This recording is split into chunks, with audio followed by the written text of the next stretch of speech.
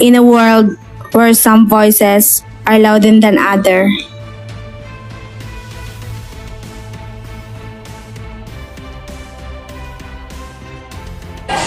Grabe, feeling ko walang imposible kapag may determinasyon ka.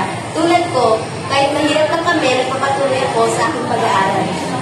Ginagawa kong inspirasyon, sacrifices ng mga pamilya ko, kaya kahit pagod ako, okay lang.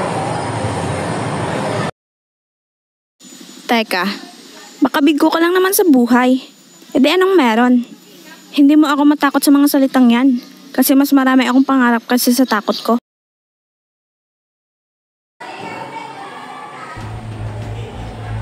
But what if student like you could be the change?